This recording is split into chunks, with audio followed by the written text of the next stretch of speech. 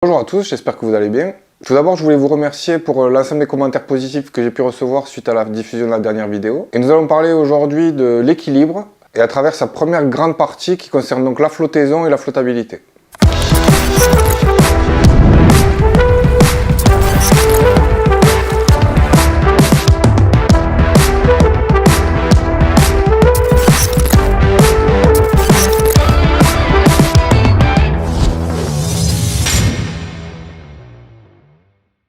On va faire un petit tour à 360 degrés de ce concept de flottaison pour en comprendre les différents aspects et de voir ce sur quoi on va pouvoir influer. Donc on commencera dans un premier temps par l'aspect utilitaire, à quoi ça va nous servir. On verra ensuite quels sont les différents facteurs qui vont influer sur cette flottaison et comment je vais pouvoir agir sur ces différents facteurs. Dans un troisième temps, on verra les tests qui permettent de la mesurer, cette flottaison et cette flottabilité. Et enfin, on finira par un point de vue un peu plus théorique où on verra les lois physiques qui vont intervenir sur cette flottaison. Le premier point, donc le côté utilitaire, à quoi va nous servir cette flottaison? Donc pour les non-nageurs, ça va leur apprendre à ne pas se noyer. Donc c'est aussi pour ça que c'est le premier exercice que je propose dans le cadre de l'apprentissage de la natation, parce qu'il y a vraiment ce côté sécuritaire qui va permettre aux nageurs, en sachant faire l'étoile ou la planche, vous pouvez l'appeler comme vous souhaitez, de pouvoir rester à la surface, les voies aériennes émerger et de pouvoir donc respirer tranquillement en étant dans l'eau complètement allongé à l'horizontale. Ce petit exercice ensuite, ils peuvent également le réinvestir au fil de leur parcours, puisque si ils sont en train de se déplacer et qu'ils commencent à fatiguer, le fait de savoir s'allonger sur le dos pour se reposer en gardant les voies aériennes émergées,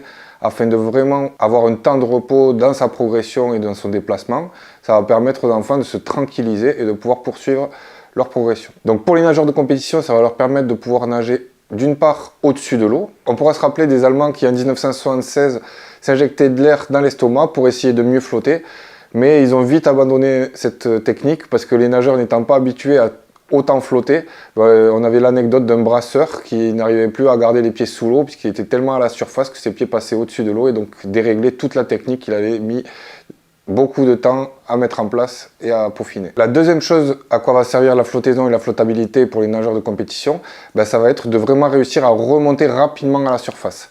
Parce que si vous avez les poumons pleins d'air, en fait, comme un ballon que l'on enfonce dans l'eau, il va remonter rapidement à la surface. Ça va être exactement la même chose pour les poumons et pour le corps du compétiteur. On va maintenant passer sur le deuxième point, c'est-à-dire quels sont les facteurs qui vont influer ma flottaison et ma flottabilité et sur lesquels je vais pouvoir agir. Donc le premier, ça va être la densité osseuse et musculaire. Donc bon, là on va avoir très peu de marge de manœuvre.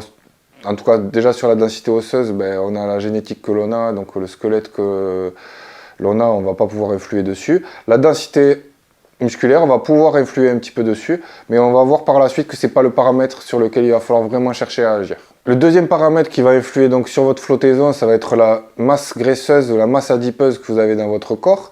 Donc c'est la même chose, vous pouvez également agir dessus en essayant de grossir et de prendre du gras, mais ce n'est pas ce que je vous conseillerais parce que finalement en gagnant là-dessus, vous allez perdre sur les autres paramètres et vous ne gagnerez pas en performance.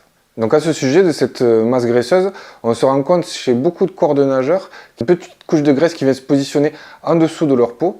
Et ça, je pense que c'est une adaptation du corps face à un élément dans lequel il va évoluer pendant plusieurs années, un élément qui est un petit peu froid, donc je pense qu'il y a une part de protection, et également une adaptation du corps pour qu'il puisse mieux réagir au contact de cet élément en ayant une flottaison un petit peu plus importante. Enfin, un élément déterminant sur lequel on va pouvoir avoir plus d'impact, ça va être la capacité pulmonaire ou la VO2 max. Donc la VO2 max, on peut la développer grâce à un entraînement conséquent durant plusieurs années à des intensités assez proches des seuils aérobie et anaérobie. On pourra rentrer un petit peu plus dans le détail pour une prochaine vidéo. Quand je parle d'enseignement conséquent, je reprends un petit peu les données que nous prescrivent la Fédération française de natation, c'est-à-dire une montée en charge de travail progressive avec l'âge. Si je devais vraiment simplifier au maximum les recommandations, ce serait en gros entre 6 et 18 ans, passer de 2, puis 4, puis 6, puis 8, puis 10, puis 12 entraînements par semaine pour les nageurs souhaitant faire de la compétition. On va passer sur un troisième point, donc comment mesurer sa flottaison ou sa flottabilité. Donc pour cela, il existe deux tests assez simples que vous pouvez voir sur les clips vidéo que je vous présente. Le premier, ça va être de garder les mains collées aux cuisses, donc de remplir ses poumons le plus possible et de se laisser flotter verticalement. On va commencer à faire le bouchon, donc monter du haut vers le bas jusqu'à ce que stabiliser. En fait, le niveau où va se trouver la surface une fois que vous serez stabilisé verticalement, ben, ça va vous donner une indication sur votre flottabilité. Il y en a certains qui ont l'eau sous les yeux, d'autres qui l'ont sous les épaules, d'autres qui l'ont bien au-dessus de la tête. Donc là, c'est vraiment chacun qui va avoir une flottaison, une flottabilité qui sera différente. Le deuxième test qui existe, c'est un peu le même principe. On a les mains qui sont collées aux cuisses et les poumons bien pleins, mais cette fois-ci, on va partir allongé sur le dos. C'est ce qu'on appelle le couple de redressement, c'est-à-dire la vitesse à laquelle votre corps va passer de l'horizontale jusqu'à la verticale. Comment ça s'explique? On va le voir tout à l'heure sur les lois physiques qui interviennent, c'est qu'en fait vous avez le centre de gravité et le centre géométrique de votre corps qui ne sont pas positionnés au même endroit, et donc la poussée d'Archimède et la loi de gravité ont un point d'impact qui va faire que votre corps va forcément revenir à un moment donné à la verticale. La manière de mesurer un petit peu cette flottaison, c'est la vitesse à laquelle vous allez revenir à la verticale.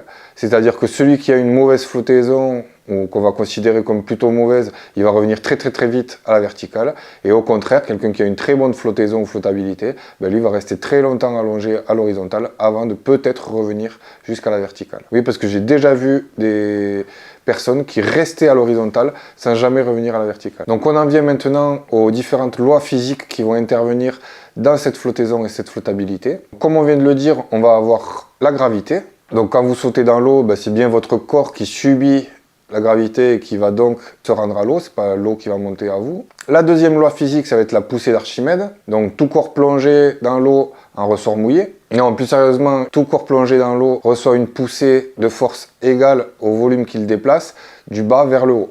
Donc en fait, une fois que vous êtes tombé dans l'eau, l'eau va vous repousser vers la surface. Et enfin, il y a également la loi de Portance ou la loi de Bernoulli, donc qui, elle, implique le fait d'avoir de la vitesse quand même. Il faut qu'il y ait de la vitesse qui intervienne pour que cette loi puisse fonctionner correctement. Pour l'imager ou la symboliser, qu'est-ce qu'on peut se représenter? Un skieur nautique ou un wakeboarder qui est au départ dans l'eau avec donc la corde qui est attachée au bateau et puis ses skis ou son wakeboard sous les pieds. Et en fait, quand le bateau va partir, s'il rate son départ, vous voyez qu'en fait il va se positionner à l'horizontale. Et en fait lui il a produit aucune force, mais juste la vitesse va le mettre à l'horizontale. Donc si on rentre dans les détails un petit peu plus techniques, en fait ça va être la force perpendiculaire qui va s'appliquer au corps, perpendiculaire à la vitesse. Donc imaginons que le skieur nautique se déplace comme ça, il y a une force perpendiculaire donc du bas vers le haut qui va s'appliquer, qui va faire que son corps va se positionner à l'horizontale. C'est la même loi qui est utilisée en aviation avec les principes de pression-dépression. C'est les lois qui permettent de faire voler les avions, ces grandes machines si lourdes qui permettent de voler. Donc voilà pour la flottaison et la flottabilité. J'espère que cette vidéo vous a plu. N'hésitez pas à liker et vous abonner. On se redonne rendez-vous pour une prochaine vidéo.